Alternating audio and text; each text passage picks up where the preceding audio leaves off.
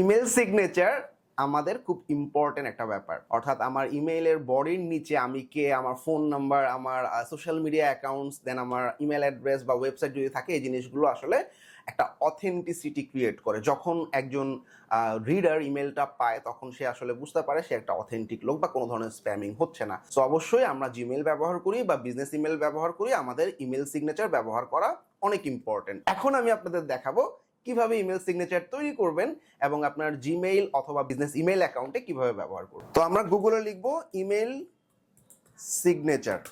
Email signature লিখে Google করলে আমরা প্রচুর পরিমাণ স্পন্সর অ্যাড পাবো। এর পাশাপাশি আমরা একটু ব্রাউজারে খেয়াল করি, mailsignatures.com এই ওয়েবসাইটটাতে ঢুকবো। দেন আমি আসলে যে ইমেল সিগনেচার তৈরি করতে চাচ্ছি, এখানে আমি দেখতে পাচ্ছি প্রিভিউ, এখানে অনেকগুলো ডিজাইন দেওয়া আছে। আমি ডিজাইনের পরে আসতেছি। প্রথমেই আমি আমার ফার্স্ট নেম,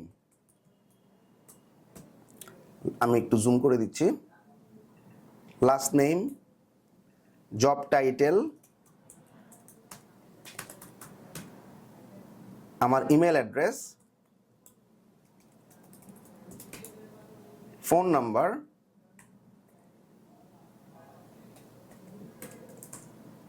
মোবাইল নাম্বার দরকার নেই, বা আমি মোবাইল নাম্বারটাকে এখানে নিয়ে আসি।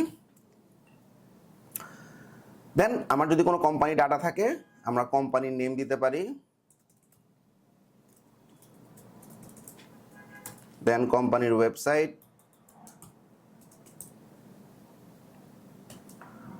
দেন অ্যাড্রেস, দ্যাটস ইট। এবার দেখবো আমাদের হাতের ডান দিকে একটা ইমেল সিগনেচার তৈরি হয়ে গেছে। এছাড়াও আমরা দেখবো সোশ্যাল মিডিয়া লিঙ্কস আমরা অ্যাড করতে পারবো, যেটা আমরা এই যে এই আমার ছবির নিচে সোশ্যাল মিডিয়া আইকনগুলোতে ক্লিক করলে আমার সোশ্যাল মিডিয়াতে চলে যাবে। সে আমার ফেসবুক প্রোফাইলের লিঙ্কটা নিলাম। তো এভাবে অন্যান্য সোশ্যাল মিডিয়া লিঙ্কগুলো আমরা বসায় রাখবো, সবগুলো যে কটা আমি চাই। সে আমি টুইটার দিব না, বাদ দিয়ে দিলাম, আমি ইনস্টাগ্রাম দিলাম, লিঙ্কডইন বা ইউটিউব দিলাম, দ্যাটস ইট। এখন আমার এই টেমপ্লেটটার স্টাইল আমরা দেখতেছি এখানে ব্লু এবং ব্ল্যাকের উপরে পুরো টেমপ্লেটটা করা হয়েছে। তো আমরা যদি কালার চেঞ্জ করতে চাই, এখান থেকে আমি একটা কালার চেঞ্জ করে দিতে পারি। সে আমি একটু ডিফারেন্ট একটা কালার দিলাম।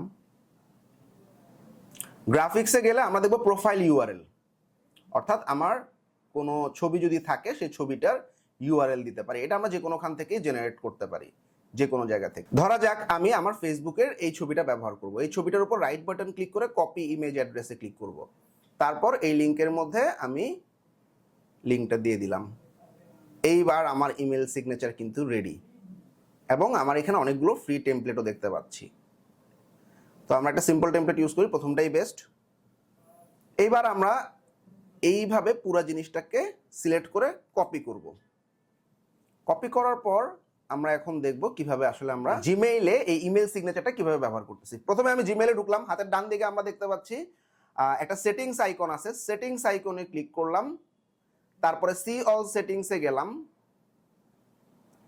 এইবার একটু নিচের দিকে নামলেই আমরা দেখব সিগনেচার নামে একটা অপশন দেখা যাচ্ছে। এখানে আমি ক্রিয়েট নিউ বাটনে ক্লিক করলাম। তো এখানে আমি যে কোনো একটা নাম লিখলাম। এইবার আমার ইমেল সিগনেচারটা আমি পেস্ট করে দিলাম, চলে আসছে অলরেডি।